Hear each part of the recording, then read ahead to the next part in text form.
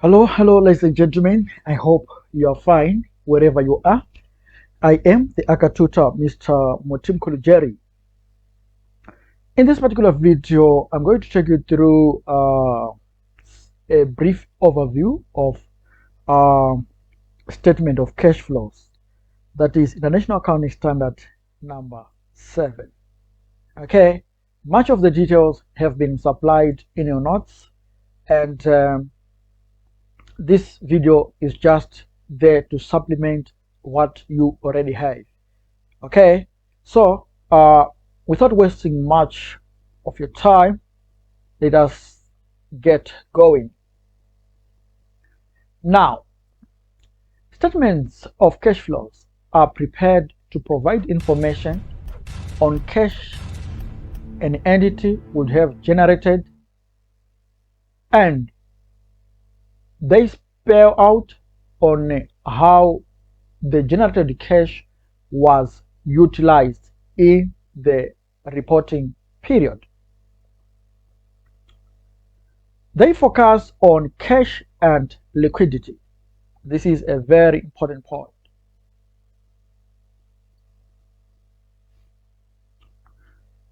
They don't focus on anything else but cash and liquidity. Why is cash so important? Because cash is the lifeblood of a business, just like a human being. If there is no cash, if there is no blood in your body, you are likely to pass on, or you are likely to be in a critical condition. So you need this blood so that you remain alive. Similarly, in the business world, when there is no cash, therefore the business dies a natural death. Remember, profit is not cash.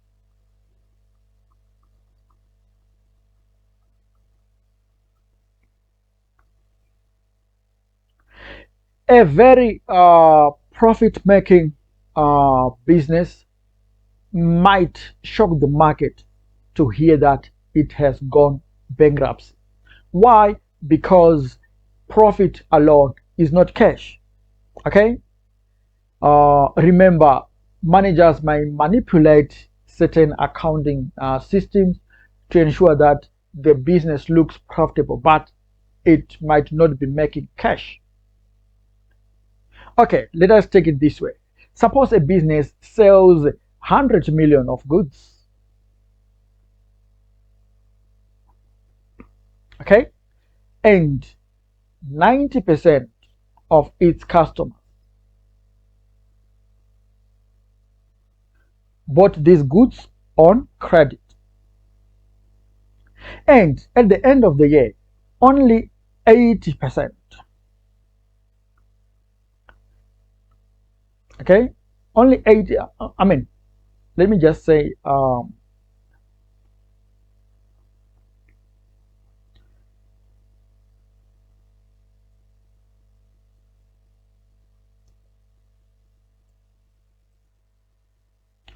only 30% managed to honor the credit agreement.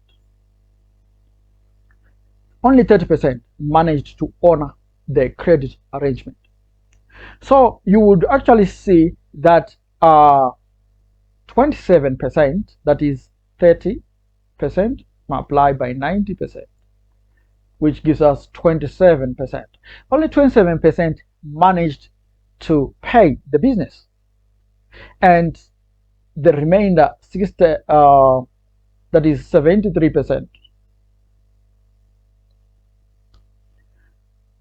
did not honor the credit terms, which means this particular business, although in terms of profit it might be looking good, but in terms of cash the business might be suffering.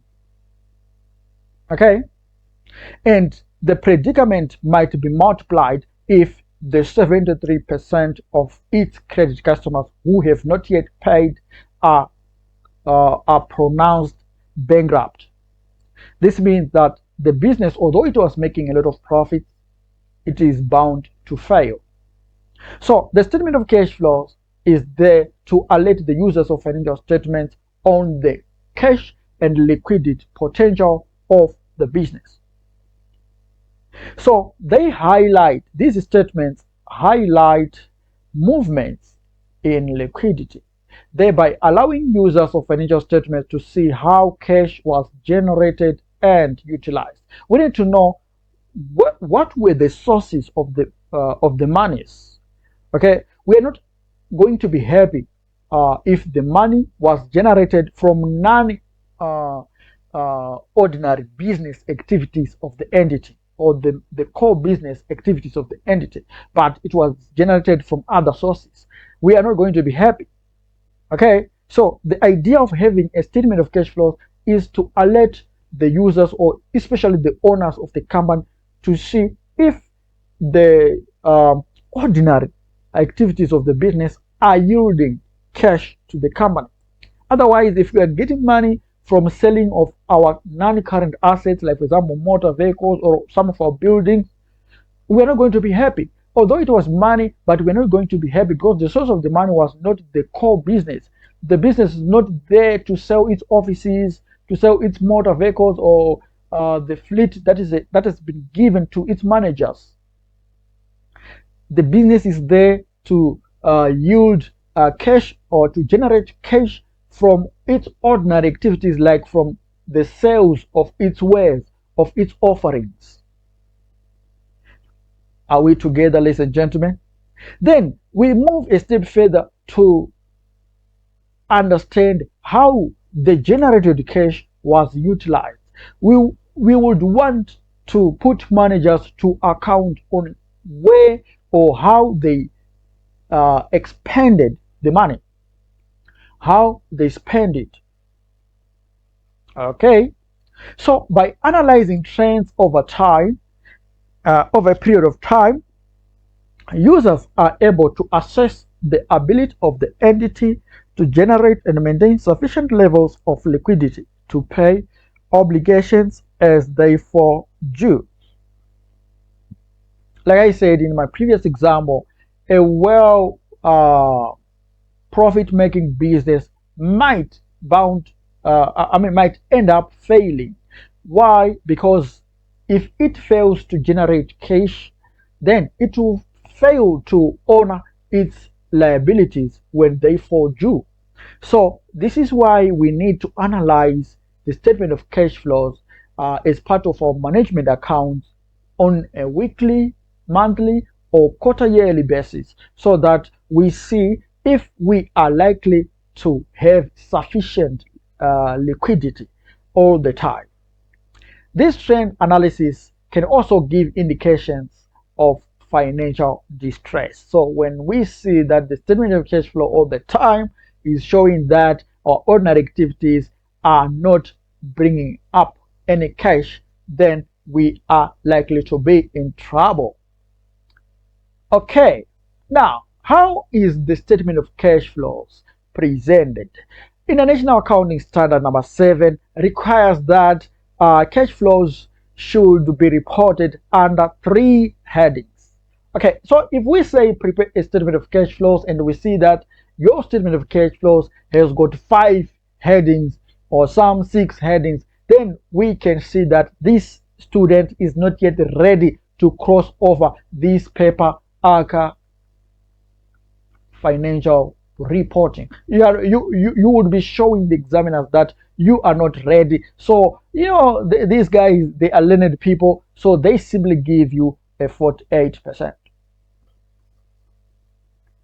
If they give you a 48%, they will be telling you that yeah, to some extent you know your figures, but you are not yet ready to cross over. Why? Because you do not know your theory.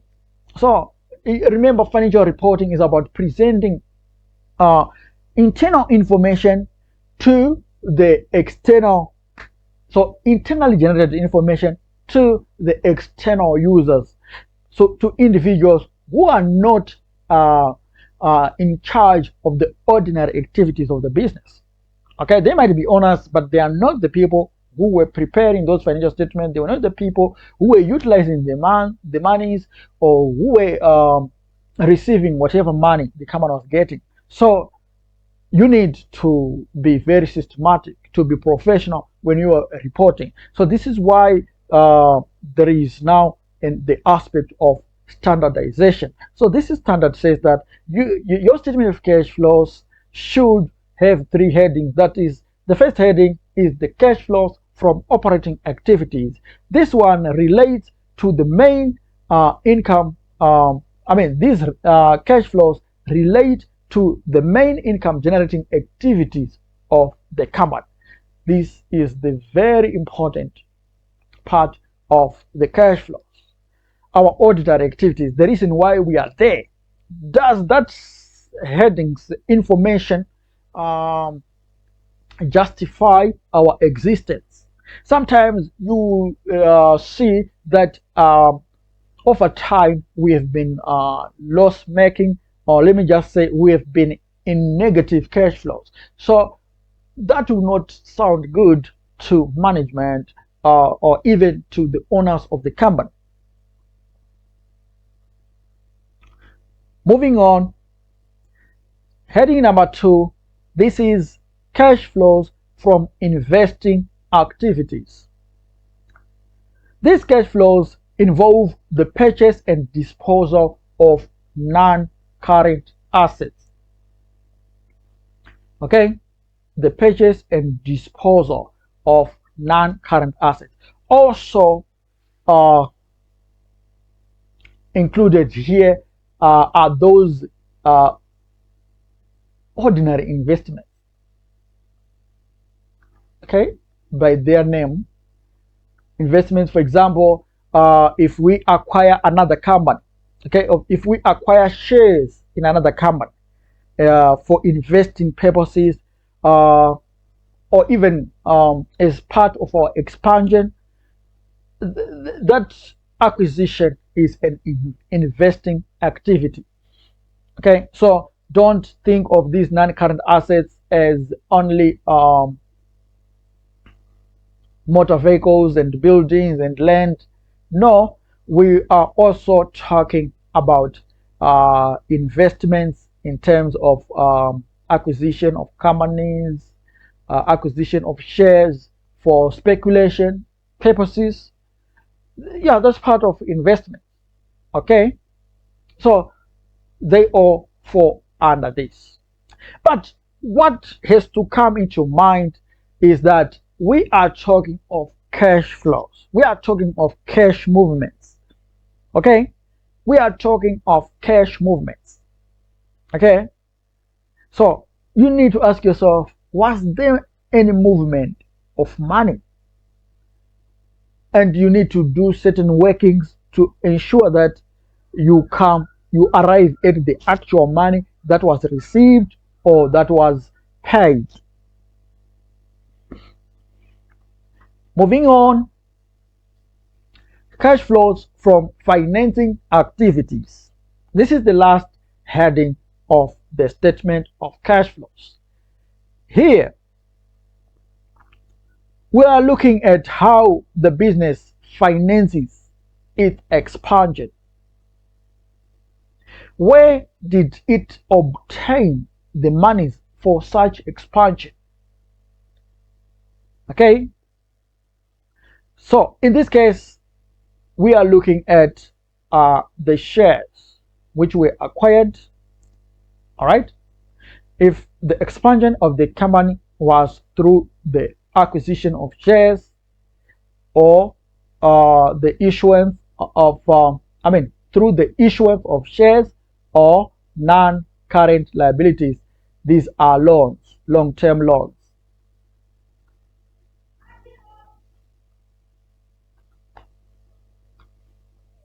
So that's the financing activity component. Okay, but you see that certain aspects would be married to both the operating activities and the financing activities. For example, if we are looking at long-term loans, these loans, the principal amount of the loan is reported in the third section. Okay, is reported in the third heading, the cash flows from financing activities.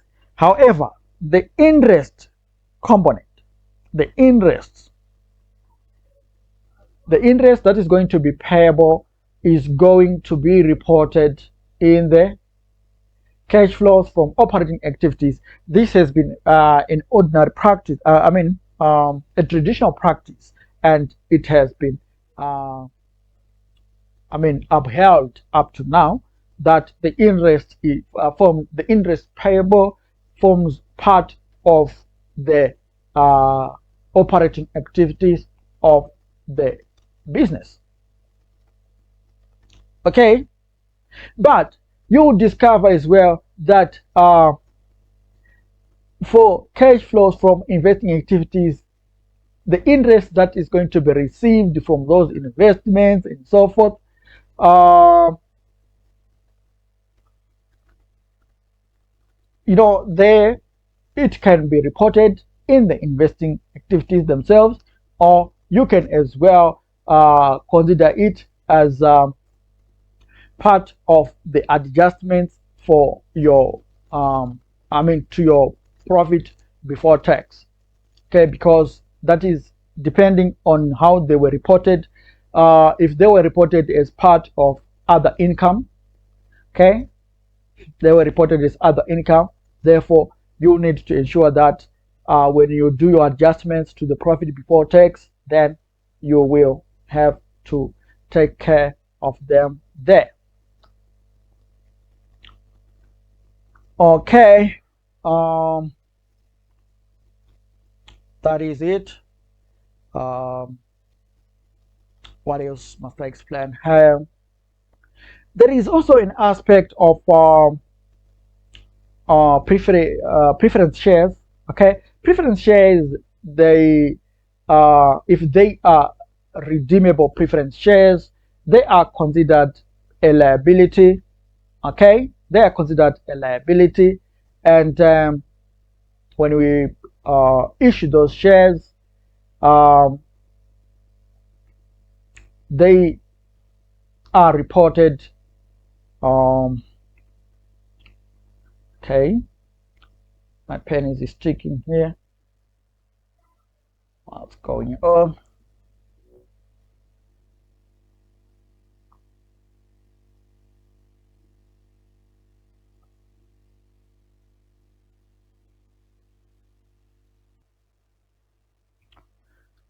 Okay, all right. So I was actually saying that when you when we issue preference shares, okay, the proceeds, both the proceeds and the dividend are reported as part of the uh, cash flows from financing activities. However, when we that same I mean okay,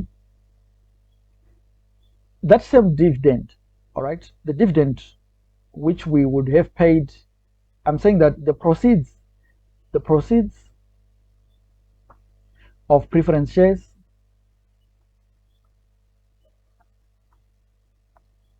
okay,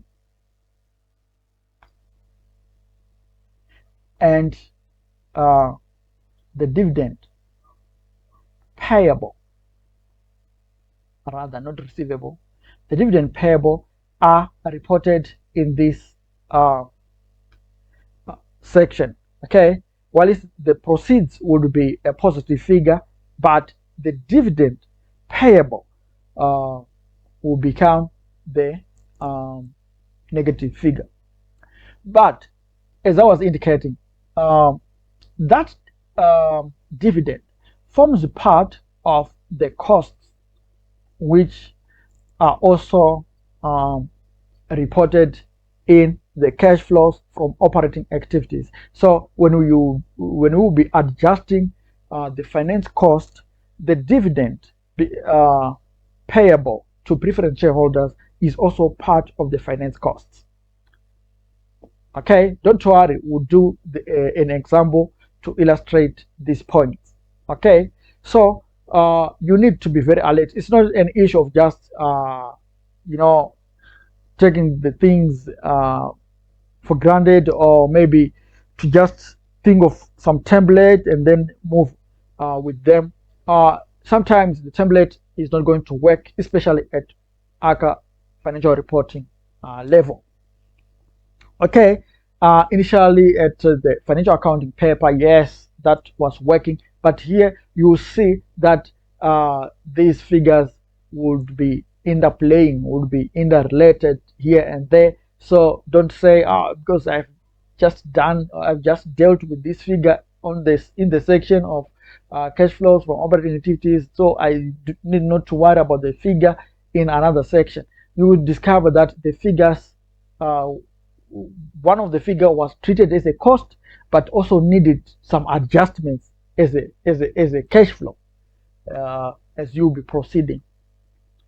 Okay, so don't worry. But basically, we are saying the cash flows from operating activities section is there to record the ordinary, those items which are considered ordinary activities. All right. So but you see also that when we talk of, because here we say that on the cash flows from investing activities, we talk of the disposal and acquisition of non-current assets, you discover that items like profits or losses made on disposals of those assets are recorded as ordinary activities. So the profit element itself is recorded as an item regarded as an ordinary activity of the business. Okay, so this is why I'm trying to say that you need not to enter into the exam or think like okay, these things are just like mechanically this way and these ones are mechanically this way. No, you need then to assimilate, to be very technical to some extent, as well as to be reasoning. You need to have some common sense to understand what would be going on.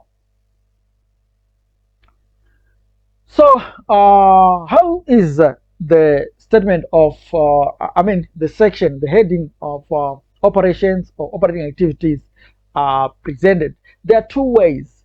Okay, this is the only section. Okay, this section is the only section that has got two methods.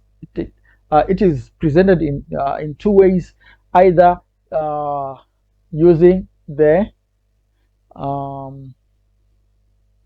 direct method or indirect method. Okay, so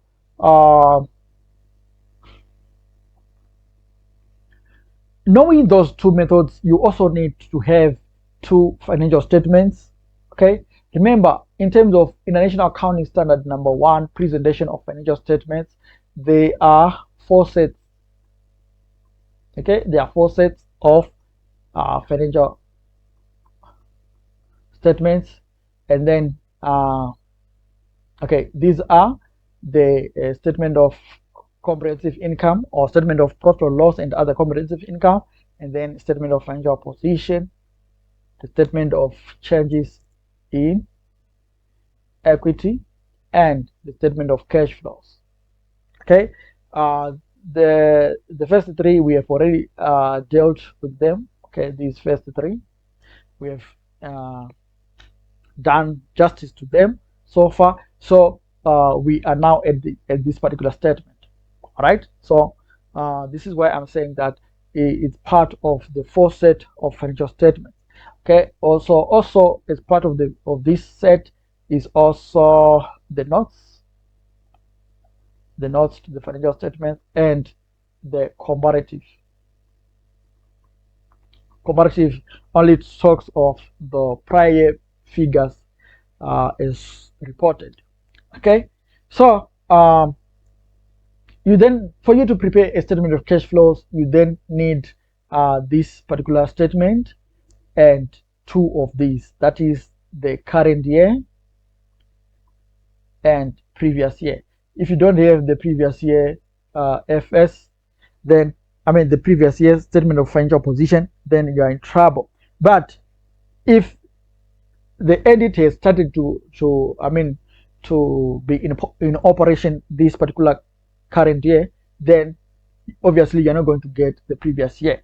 All right, so your opening balances should act as the previous year financials, and then the closing balances will act as the current year balances. As easy as that. All right, and then you prepare your statement of cash flows. So if you're using the direct method, this is what is going to happen. Under this method, cash flows are reported under major classes of gross receipts and gross payments. The section would look like this. So the heading will still bear the same descriptions or the same letters or words. Okay, so it will be just the same heading as you have already seen. All right. We'll start with the receipts from the cash receipts from customers. All right. You need to lead yourself on how to compute those figures, and I'll show you how you're going to compute them. Then the cash payments to suppliers, the cash payments to employees. Okay. Then cash payments for other expenses. Usually this figure is combined. Okay, those two figures are combined. Then you have your interest payments, then tax payments. Then you come to the net cash flows from operating activities. Some are stylish. If it is a negative, you just have to, they say that net cash flows utilized in operating activities. Yeah, it's something that's stylish. Okay, but this is the wording from the standard. Net cash flows from operating activities. Okay, that one, it doesn't bother the examiners. It shows that you are growing up. Okay. All right. Now, let's look carefully here. We are still using the direct method, and this is the information, ladies and gentlemen, which we have been given. Okay. You'll be having information like this in your examination. Okay, this is the income statement for 2023 for the sales, 100,000, purchases, all items. The assumption is that this particular, information, all the purchases, all the items which were purchased were sold. Okay, and then interest expense 3,000, tax expense 7,000, depreciation for the year 6,000, operating expenses 6,000. Okay, profit before tax 11,000. Then we are given the financial the statement of financial position. Okay, like I said, you will be given two statement of financial position. Okay. All right. This particular entity only managed to present us with information for 2022 and 2024. The 2023, there were problems. The accountant just left the company without giving us anything, any information. Okay, so our opening balances will be from 2022. All right, and the closing balances will be 2024. So don't worry about that. All right. Okay. Okay. So we're having receivables information. This is just an extract. Okay, extract of the statement of financial position. Okay, similarly here, these are just extracts. Okay, and as you can see, the presentation of the information is not in the ordinary way we see it presented. All right, so don't worry about that. You're just being tested on your understanding of articulating things, of extracting information, the relevant information for a particular portion of the requirement. So you just have to lead yourself to see which information is relevant here and which one is not. So here we are using the direct method, and we are told that the information we need is cash received from customers, cash paid from suppliers, aspects of tax paid, uh, interest paid, and so forth. Okay, we would also need the cash paid to other suppliers. Okay, so let's start with the cash received from customers. Okay, here we'll need the opening receivables balance. Okay, the opening, like I said, the opening are the figures of the prior year, of the prior period. So our receivables were standing at 10,000 in 2022. So this is our opening balance, 10,000. All right, but why are we saying receivables? We're talking of customers, and you are now saying that receivables are part of the balances. Now, receivables are credit customers. So receivables are our customers. All right, that's the technical name for credit customers. Um, in most cases, ladies and gentlemen, businesses operate on a credit basis. That's the normal business practice. Okay, this idea of operating on a cash basis is done in less stable economies. Okay, in non-stable or less stable economies. So, but that's not the way business is designed. All right, a business is generally designed on a credit basis. Okay, done there, solved. Now, after we input the opening receivables figures, we then have to input the sales figure, the current sales. And where do you get this information? The receivables are found from the SFP, but the sales are found from the statement of profit or loss. Sales. You add them up, you get your 110,000, and then you deduct the closing receivables. Now you are now a rock star. Now you are a rock star. So you then get the actual cash which was received from customers, 98,000. You go to cash paid to suppliers. The opening payables now we are talking of payables. These are credit suppliers. So the payables, that's 8,000 opening balance for payables. 8,000. This is the 8,000 I'm talking about, ladies and gentlemen. And we need to add the purchases. Okay, the 8,000. So the purchases is 60,000. And where do you get the purchases from? The statement of profit or loss, 60,000. Okay, you add them up, you get your 68,000. Then you deduct the closing payables of 6,000. This is the 6,000, ladies and gentlemen. Then you get the actual cash that was paid to the suppliers. You move on to tax paid. You need to know the actual tax that was paid. So the opening tax payable was 6,000, and this was the income tax payable of 6,000 in 2002. Then we add the income statement balance, the current year tax charge, which was 7,000.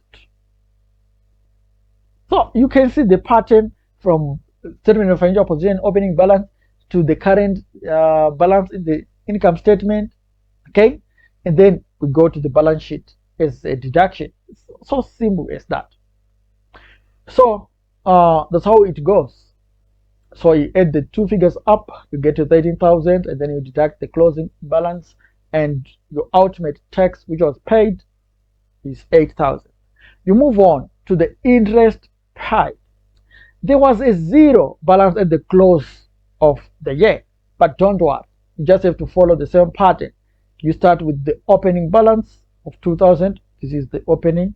Then you add the interest expense. Okay, that's 3000. And then you deduct a zero. But you can say, okay, just for learning purposes, because there was nothing. And the actual amount that was paid was 5,000. Are we together, ladies and gentlemen? Let's move on. What of cash paid to other creditors and suppliers? I know you guys were going to ask me on the comment section, what are we going to do with that figure? Okay, like I said, you need to finish all everything. This particular figure, the reason why I say that you can actually bunch these other figures in and come up with one figure is because sometimes the statement, that heading, that portion will end up being too long, and when the information is cluttered, the users of financial statements will tend to lose interest. So you need to guard against that. Okay, but in the indirect method, you see that the statement of cash flows will be a bit long. Why? Because it's traditional to that method. All right, it's something, and that's the common practice these days, and the users, I think they have become used to that practice or to that presentation, and that's the most common method to be to be asked in your examination. Okay, the method that is commonly tested in examinations. So payments to other creditors and suppliers is equal to operating expenses less depreciation less any prepayments or any prepaid expenses. Okay, the idea here is that operating expenses are those other expenses other than the cost of sales. Okay, so we need to take care of these. We need to take care of them. All right, we need to take care of them. All right, so once you have dealt with the cost of sales, all right, then the remaining expenses are called operating expenses. All right, so in this bracket we'll be looking at all those expenses like administrative expenses, distribution and marketing expenses. All other expenses are affected in these operating expenses. Okay, all right, so what if depreciation has been included in cost of sales? What are we going to do? Okay, in that case, if depreciation has already been taken care of, we just have to ignore it because it was not part of the operating expenses. Are we together? Are we together? Good. So you just have to ignore the depreciation. All right. Then if there were other expenses which were prepaid and so forth, you then have to deduct them. Are we together? Okay, so if we use the figures in the question, okay, there are also some other information that could be added there. This is not a hard and fast formula, but I just want to give you the idea. Okay, this is just the idea. Okay, and because the information that is going to be tested to you would be a bit different, and you just have to know how to articulate, how to infer things and so forth. All right, good. But the reason why I put depreciation here is that you need to understand that depreciation is a non-cash item, so we need to remove all those non-cash items which would have formed the operating expense segment or the operating expense total balance. So you need to remove the amortizations, the depreciations, or the prepaid expenses, all those things. You need to remove them. and you need to then stand with the expenses which were actually paid for. So, what about accrued expenses? Accrued expenses you need to add to that figure. All right, you need to add to that figure. Okay, but care should actually be given to this explanation. We are talking of the decrease in the prepayment, a decrease in the prepayment, not the prepayment itself. Okay, because a prepayment is an asset. A prepayment is not reported uh, in the statement of change. Statement of comprehensive income, but a statement of financial position as an asset. Okay, all right. So the movement now, the movement. If let's say in 2022, the prepayment was $5, but in 2024, the prepayment was now $3. That decrease, the decrease, the decrease of how much, of $2, is what we are going to deduct. Okay, we are going to deduct that. So in the case of let's say if there was an increase in the prepayment, obviously we were going to add. Are we together? So that's what I'm trying to say, right? Similarly, if there has been accrued expenses. Now, for accrued expenses, you then have to ask yourself what would have actually happened. Okay, an accrued expense is an expense that has already been enjoyed, okay, but not yet paid for. All right. So we also have to then ask ourselves on the movement. All right.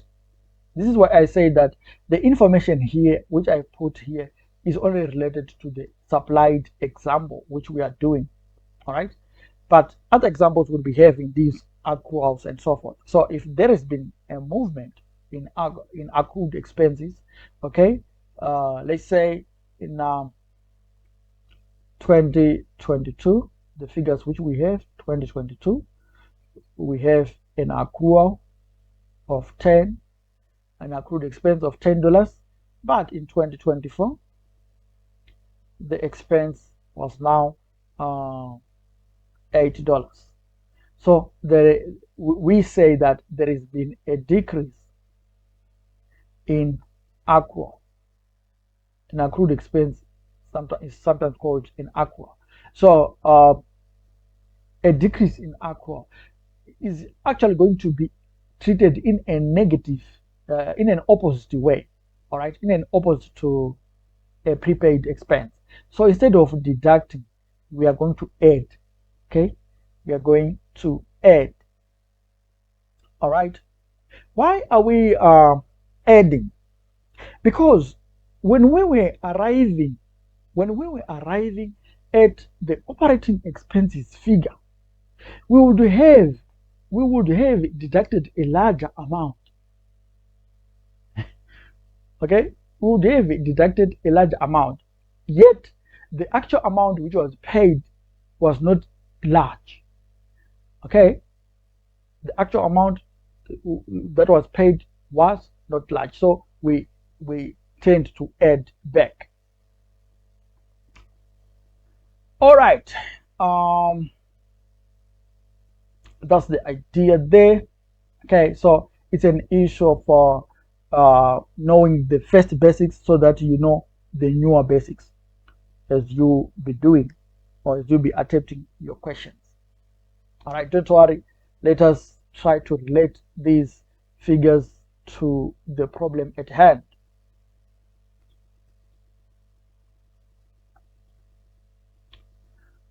Okay, so this is finally our statement of cash flow, the cash flows from operating activities heading section. So this we've calculated it is 98,000, and then the cash paid to suppliers was 62, and this one now was 20,000, as we have already seen here. Okay, then the tax paid, the interest paid, and we arrive at the 3,000, which is the net cash flows from operating activities. Is this particular information going to be, is this particular figure, the 3,000, going to be found if we use the indirect method? The answer is yes. We are going to find the same figure. Here is the way. First of all, let us look at the template. All right, the general template. You need it, at least you need to enter into that exam hall with the template at the back of your mind. However, like I said, you then have not to act like a robot or like a programmed machine. You need to use your senses as you'll be tackling the questions.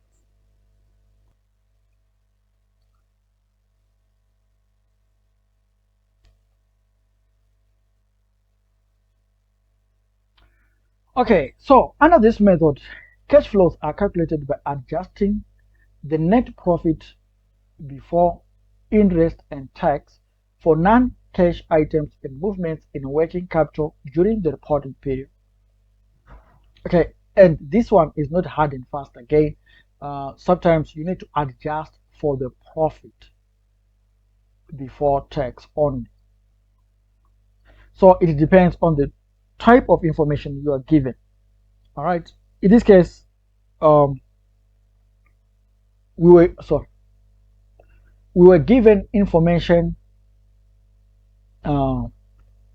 relating to the profit before tax. So your adjustments should start from there. Are we together?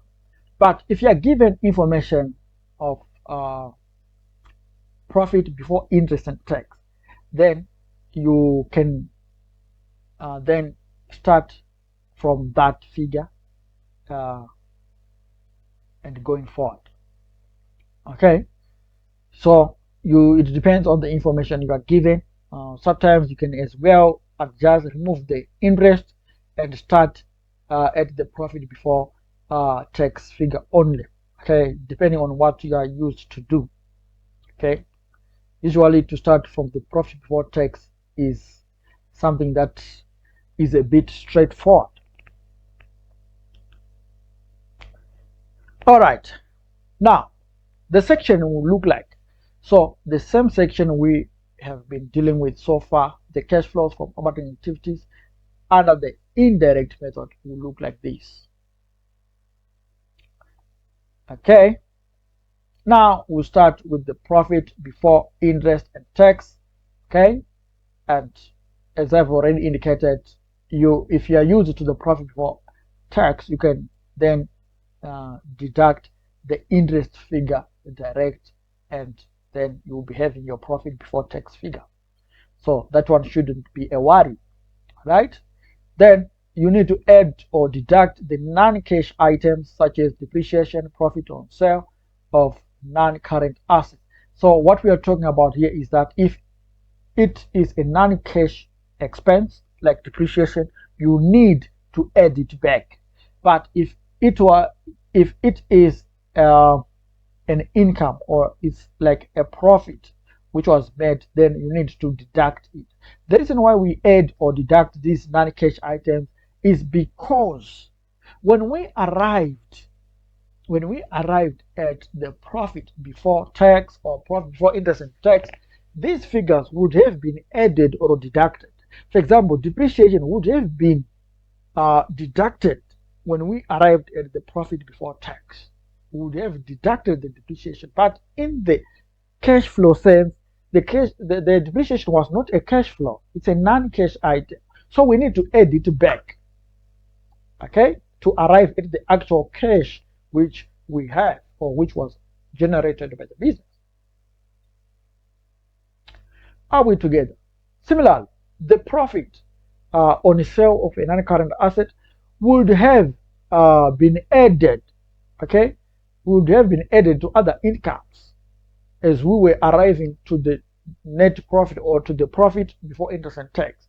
However, that profit was not money. Profit is not money, as I've already indicated. Profit is not money. So we need to deduct it. Otherwise, we would require managers to account for monies that were not there. All right. So this is why we then have to deduct from the profit before interest and tax. We need to deduct all the profits, non-cash profits. Okay. Then you need to do what are called working capital adjustments. For example, increase in current assets. The increase in current assets are going to be accounted for, to be deducted. Why do we deduct increase in current assets? Our current assets, remember, the current assets we are talking about here are these are inventories,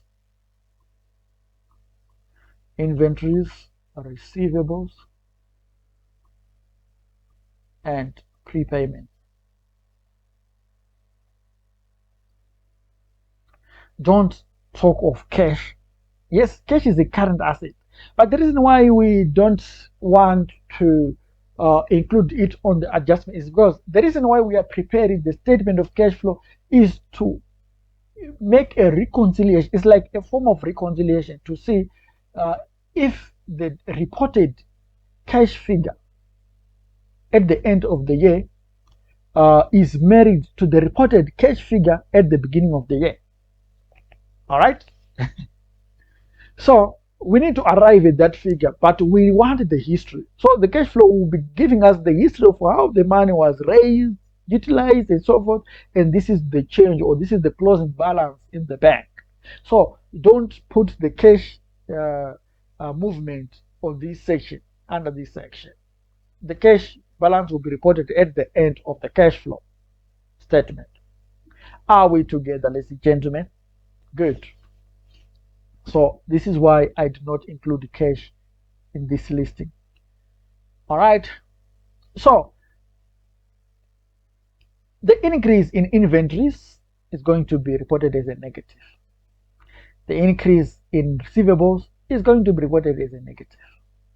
The increase in prepayments is also going to be reported as a negative. Why is it so? The reason why is that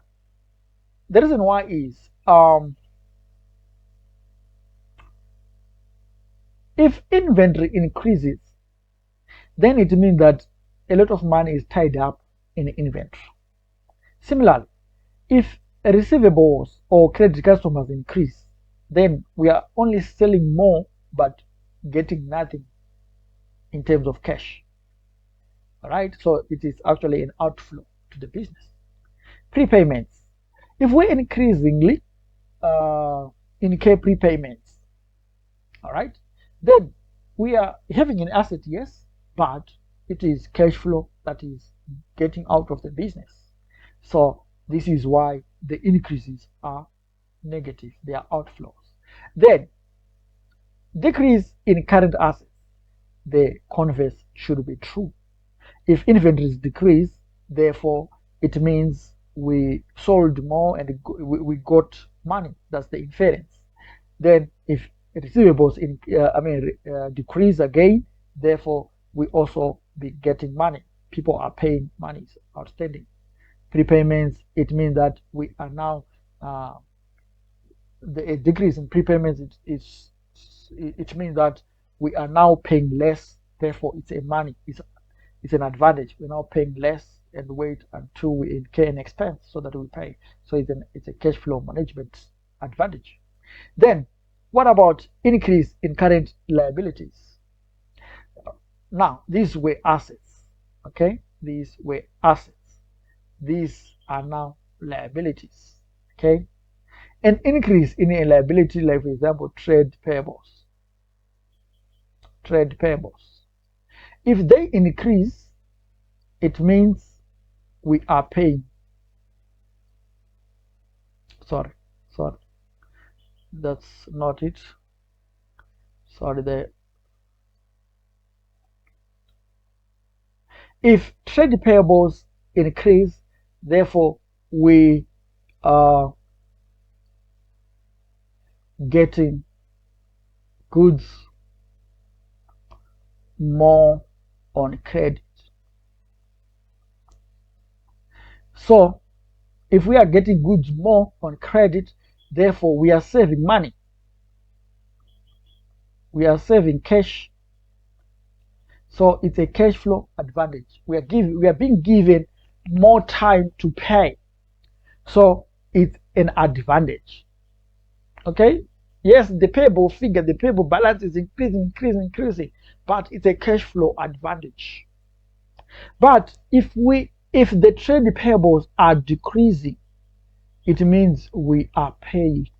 We are reducing the liability because we are paying money, so it becomes negative.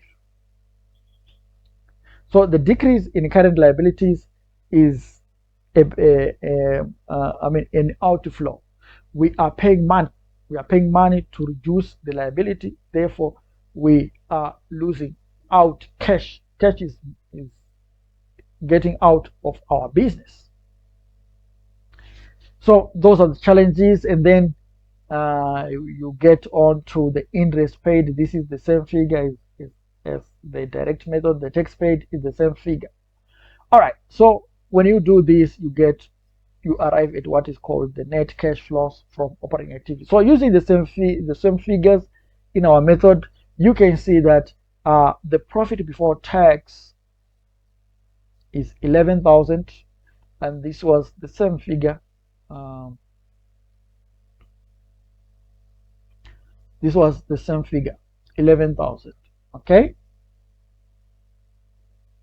we take that one, profit before tax, 11,000. Then we adjust for depreciation. We are told the 6,000 depreciation was also given in the question. Okay, there was depreciation for the year 6,000. Then we move on to another adjustment. As you can see, the depreciation is a positive figure. It's being added back, and finance costs.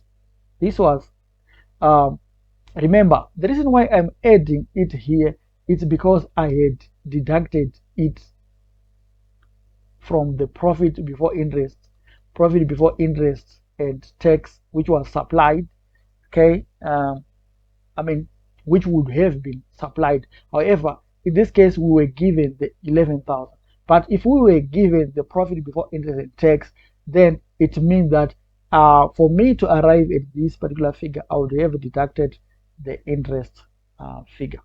Or similarly, if I have been given the profit before interest and tax, then to avoid this jigsaw puzzle, I would just take that figure, the profit before interest and tax, and ignore this. I would ignore this part, this interest. I want to be adding it back. Why? Because it is already in this particular figure. So if I add it back, then I will be double counting. Okay.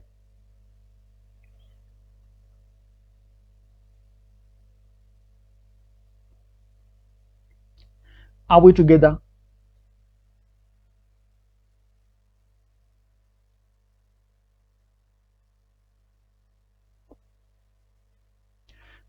All right. Okay. Somebody asking. Let me just erase this. All right. Let me come again. I'm saying here, if I was given the profit before interest and tax, it means the figure I am arriving at, if it is 2 million, that figure would have not taken care of the interest aspect. All right, would not have taken care of the interest aspect. So when I will be doing the adjustments part, remember these adjustments are non-cash. All right. So I would not be adjusting for something that is not been uh, affected. Okay, so I would remove. If I start at profit before interest and tax, I will remove the finance cost. Why? Because when I arrive at this particular figure, they were not affected. Because the profit we are talking about is before interest and tax. So I would not include the finance cost in my adding back. Why? Because when I fetched the figure, the interest had not been deducted. But when I then when I start at profit before tax, it means the interest was deducted. So I needed to add it back. So this is why at this point we are adding back the interest. Are we together? Are we together? Am I now talking to somebody? Good. Okay, so the 3,000 interest is there in our question. All right, the interest payable, this one is there.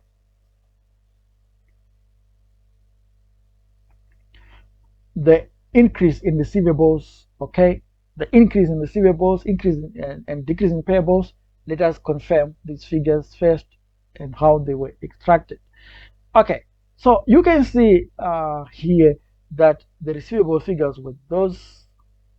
So we've got they were at the start of the year they were 10,000, but by the end of 2024 they were now 12,000. So there was an increase of 2,000. Then what about payables? In 2022 they were 8,000, but in 2024 they were now 6,000. So there is a decrease in payables of 2,000. So, like I said, an increase in receivables in assets is a negative, but an increase in payables is a positive. But this one now is a decrease, okay, from 8,000 to 6,000. That's a decrease of 2,000. A decrease in payables means that we have paid, so it's also a negative. So this is why we put negatives here. Then the actual tax paid, we calculated this figure and it's just the same. Okay, the tax paid we found in our computation was 8,000. Okay, and interest paid was 5,000. These are the same figures which were used here. Tax 8,000, interest 5,000. So they're just the same. And we arrive at the same figure, the net cash flows from operating activities. Please use your calculators to confirm. You can as well see that here there were 3,000 again. Okay, now let us watch as we solve a complex financial reporting question from an Acca type financial reporting question. Okay, so watch for part 2 of this presentation. Okay, as I will be solving the complex question for you, just you. Okay, don't forget. Okay, please just remember to spread the word. Please spread the word.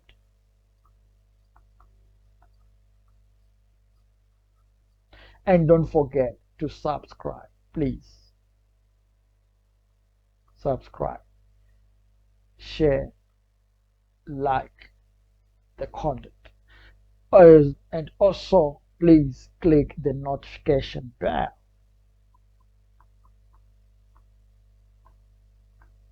so you'll be notified of any upcoming video. Okay, so I'll see you in the next segment. Until next time, may you please continue to feel excited. I'm saying um, very, very excited.